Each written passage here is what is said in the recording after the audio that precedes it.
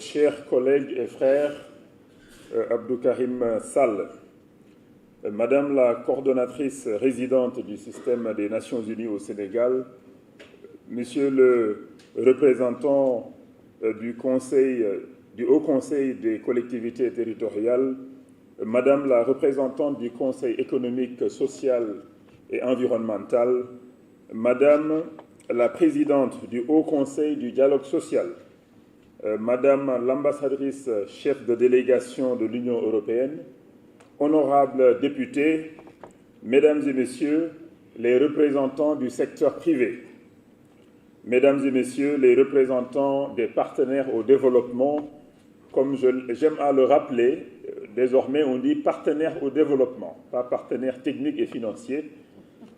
Bon, c'est l'Union européenne, je pense, qui a poussé pour ces changements. Mesdames, Messieurs les directeurs généraux, directeurs, chefs de service, Mesdames, Messieurs, honorables invités, je voudrais tout d'abord remercier très chaleureusement mon ami et frère, le ministre Abdou Karim Sall, de nous avoir conviés donc à cet événement important, à ces journées importantes. Je salue la tenue de cette 3e édition des Journées de l'économie verte, qui constitue un important cadre d'échange sur des problématiques majeures de développement durable. En effet, la création soutenue de richesses pour réaliser nos ambitions de développement exige une démarche multisectorielle pour explorer toutes les potentialités de notre économie. Toutefois, la prise en compte des générations futures doit particulièrement nous interpeller sur nos modes de production et nos modes de consommation.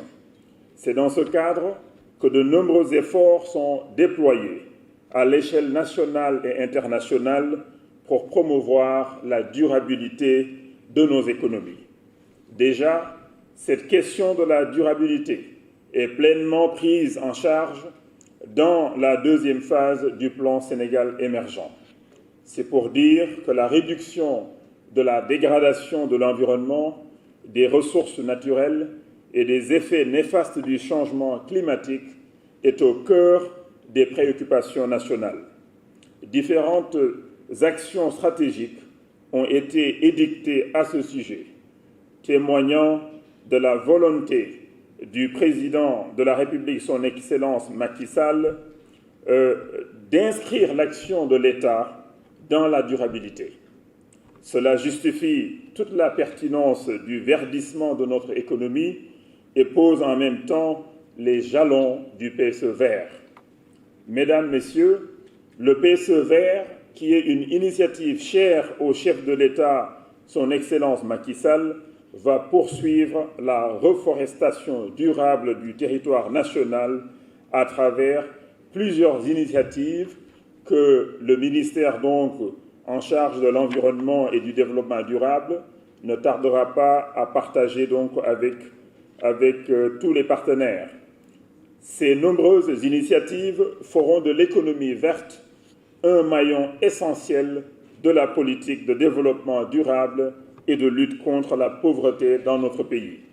Mon département, dans son rôle d'impulsion des politiques économiques, a participé à plusieurs initiatives telles que la formulation de la stratégie nationale sur la croissance verte et le lancement du projet d'examen national de l'export vert.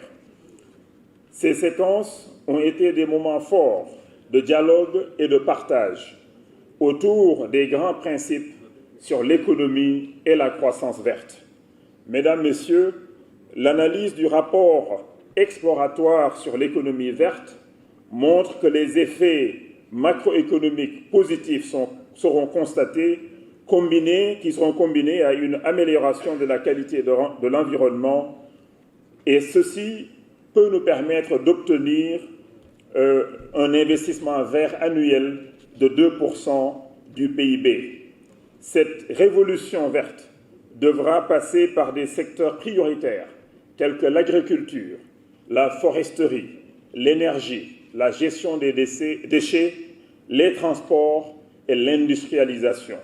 Bien sûr, dans les transports aussi, on peut aider l'environnement. Et c'est dans ce cadre d'ailleurs que le projet BRT, que le Sénégal a lancé très récemment, tiendra compte donc des aspects environnementaux. C'est dans ce sens d'ailleurs que les bus qui seront utilisés seront des bus électriques. Malgré l'augmentation du coût de l'investissement, l'État a fait cette option pour protéger l'environnement.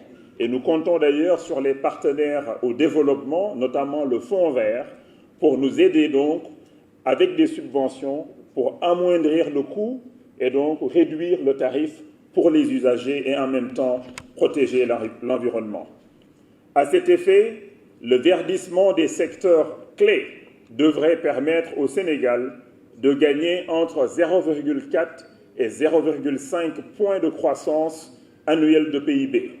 Cette augmentation du revenu s'accompagne également de création d'emplois, à peu près 19 500 emplois supplémentaires par an en investissant donc dans l'économie verte, mais aussi une réduction de l'incidence de la pauvreté. C'est pour dire toute l'importance de la contribution de l'économie verte dans la quête d'une croissance génératrice d'emplois et d'un progrès vers un développement durable. Cependant, pour y arriver, il faudra une utilisation plus durable des ressources naturelles, des gains d'efficience dans la consommation d'énergie et la valorisation des services écosystémiques. Mesdames, Messieurs, c'est sur cette forte recommandation que je termine mon propos et attends avec intérêt les éclairages pertinents qui ressortiront de vos travaux pour nous inscrire davantage sur la durabilité. Quelque part, l'Afrique a raté le train de l'industrialisation, mais le train de l'économie verte, de la croissance verte est à notre portée.